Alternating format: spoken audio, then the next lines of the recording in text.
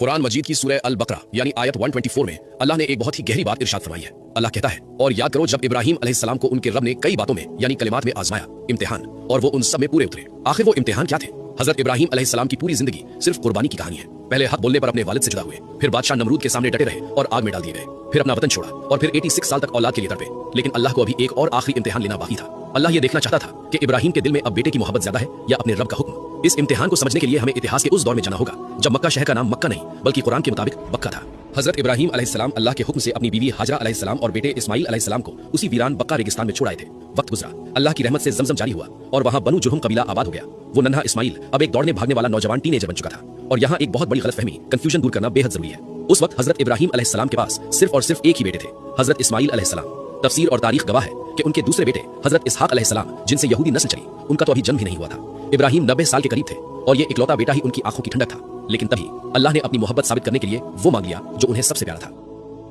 इब्राहिम अलैहिस्सलाम ने ख्वाब देखा कि वो अपने ही हाथों से अपने जिगर के टुकड़े को ज़िबा सैक्रिफाइस कर रहे हैं। नबी का ख्वाब महज सपना नहीं बल्कि अल्लाह की वही रेवलेशन होता है। ये ख्वाब लगातार 3 रात आया। इब्राहिम अलैहिस्सलाम ने बेटे से कुछ नहीं छिपाया। सूरह अस-साफ़ात 37:102 में अल्लाह ने बाप बेटे की इस बातचीत को हमेशा के लिए महफूज कर दिया। उन्होंने पूछा, ए मेरे बेटे, मैं ख्वाब में देखता हूँ कि तुझे ज़िबा कर रहा हूँ, अब तू बता तेरी क्या राय है? बेटे ने मुस्कुराकर कहा, या अबती, ए मेरे अब्बा जान, आपको जो हुक्म मिला है उसे कर गुजरिए, इंशाअल्लाह आप मुझे सब्र करने वालों में पाएंगे। न कोई शिकवा न कोई सवाल। दोनों बाप बेटे ने अपना सर अल्लाह के हुक्म के आगे झुका दिया। दोनों बाप बेटे मिना के मैदान की तरफ चल पड़े। रास्ते में शैतान ने 3 बार बहकाया मगर उन्होंने उसे कंकड़ियां मारकर भगा दिया, जिसे आज हम हज में रमी कहते हैं। मंजिल आ गई, बाप ने बेटे को जमीन पर लेटा दिया, लेकिन वालिद की मोहब्बत अल्लाह के हुक्म के आड़े ना आ जाए इसलिए हजरत इब्राहिम अलैहिस्सलाम ने अपनी आंखों पर पट्टी बांध ली, हाथ में तेज धार वाली छुरी ली। कायनात खामोश थी। उन्होंने अल्लाहु अकबर कहा और पूरी ताकत से छुरी बेटे के गले पर चला दी। 1 बार 2 बार, लेकिन छुरी ने काटने से इनकार कर दिया। अल्लाह ने लोहे की फितरत बदल दी थी। उसी पल अल्लाह की आवाज आई, ए इब्राहिम, तूने अपना ख्वाब सच कर दिखाया। और फौरन हजरत जिब्राइल अलैहिस्सलाम जन्नत से एक मेंढा लेकर आए। हजरत इस्माइल अलैहिस्सलाम महफूज रह गए और उनकी जगह वो दुम्बा कुर्बान हो गया। अल्लाह को खून नहीं चाहिए था, उसे तो बस इब्राहिम अलैहिस्सलाम का तकवा और कुर्बानी का जज्बा चाहिए था।